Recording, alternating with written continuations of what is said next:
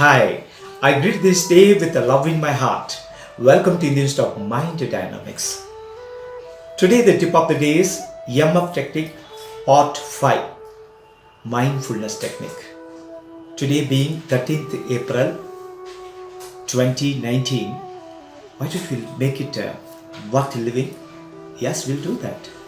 And the same day, before I could continue, I was not here for a few days because of my busy schedule.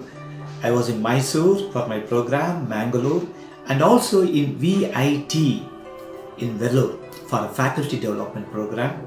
It was a wonderful days I spent. Today I'm there with you. Right.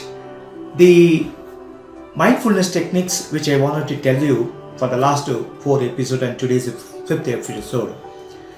Here, before I could tell, I would like to take you to 1796.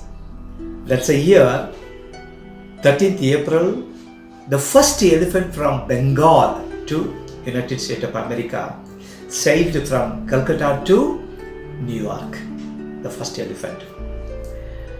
And the same day, 13th April, 1988, the great Mother Teresa approached Margaret Thatcher, the Prime Minister of United Kingdom, pleaded for a grant to build a hostel for elderly, destitute people.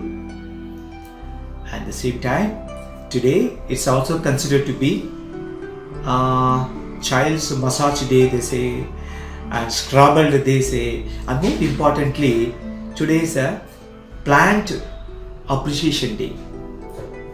We live with us plants, no?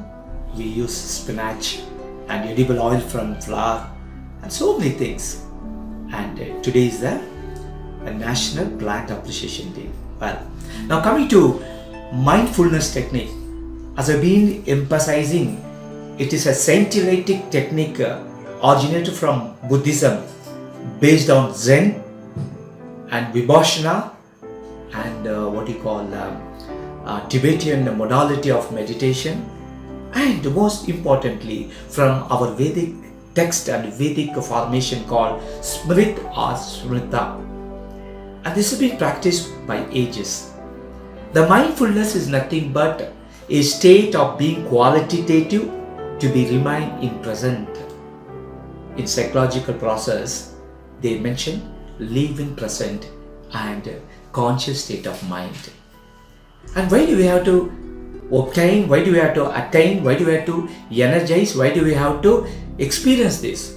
Because most of the time we think about the fast, fret and fume about our deeds and worried about our guilt and so many unwanted problems what we have faced.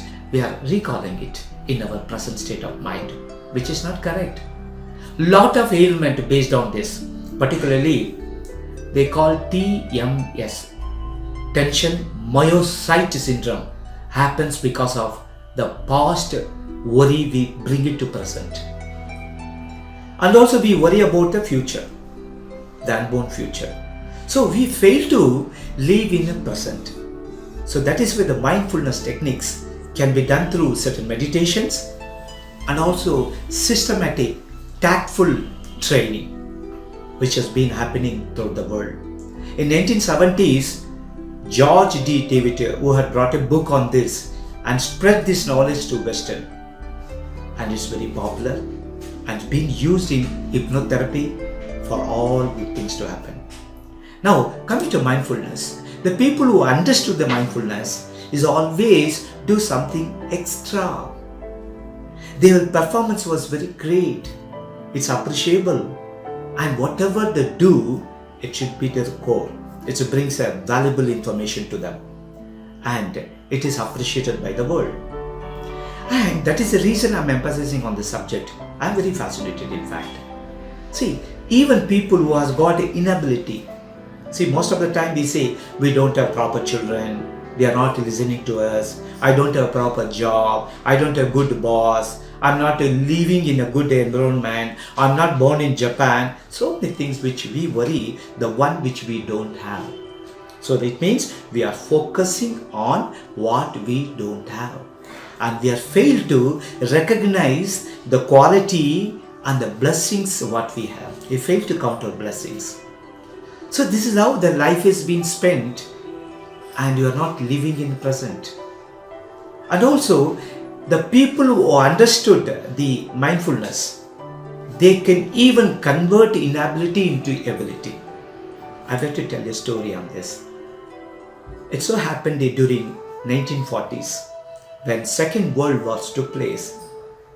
In Canadian, what you call Scandinavian, which is in Denmark, it's what you call it's marking a path to both Norway and Sweden. And this place, Scandinavian, somewhere in the remote village, a church was destroyed by bombing. So later, Thomas George, he is a priest who took the initiative to reconstruct the church by taking funds from the local communities, and he built a beautiful church. And also he employed people who are educated. And he was most focused on people to be educated, qualified, and they wanted to retain in the church. One day he had confronted a person. His name is Anthony Macaulay, catechist, what he called, who ring the church bell. And he called him upon him and said, Anthony, do you know how to read and write? Anthony was a young boy, maybe around 27, 30. He said, sorry sir, I haven't been to school, so I don't know how to write, read, and he did that. So since he proved that his illiteracy, this Thomas George, what he did, he ordered him. He said, from today you are suspended from your work. I'll give you 6 months time. Go out of this place and meet somebody who can teach you a good English or whatever the language. They are Canadians, Scandinavians. So go and get the knowledge of read, write and come back. Only then I will permit you to work in this church. And it was shocked, bewildered. This Anthony Macaulay, he left the church. Before leaving, he went to the shrine and prayed to the Lord. Lord, you created me and you gave me all these opportunities, and I didn't study well, I didn't go to school, but today the situation is I was thrown out of the job and I had to go for studies. I don't know what to do, please guide me. And when he came out to the church, some thought process struck him, and he realized the church is remote and people from Norway and Sweden used to come every Sunday. So a lot of people used to come to the church. So he thought, no facilities around the church. So what he did, he installed a petty shop near the church, which can cater the requirement of the passerby. Like small children, they come, ice creams, cookies, candles, and some of the items he kept and started selling. You know what happened? In a short span of time, he became rich and started a chain of business institution throughout Denmark. And he's also one of the potter for the best automobile industry in Germany. And one day he was interviewed by one of the famous newspaper, and he said, and because of he has not studied, he has become so rich. So he converted the inability into ability. When the bank people approach him to deposit a lot of amounts into the bank and ask them to sign and as well as to fill the form, you know what did he say? Anthony said, since I don't know how to read and write, today I am in this position. Had I know how to sign, how to read, how to write, I would have been a catechist in the church. So what I am trying to tell you through this real story is, it is not that what you qualified doesn't matter. It's a matter how we live the best life in quality life. What is that called? A quality state of life.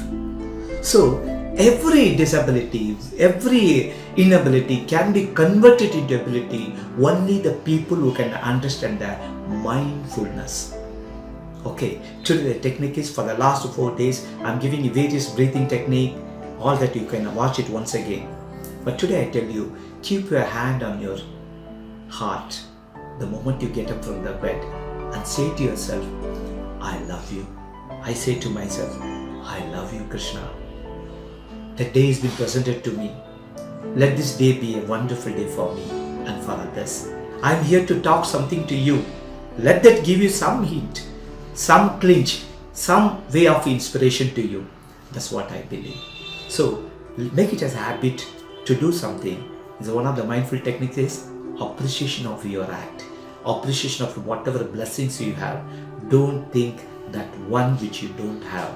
Always focus on what you have in. Okay, thanks for listening. Last but not the least, as I told you, it is not a matter what you are qualified, but it is a matter all the way that how to lead a quality state of life. Okay, thanks for watching. I'll catch you later, and may you all be blessed.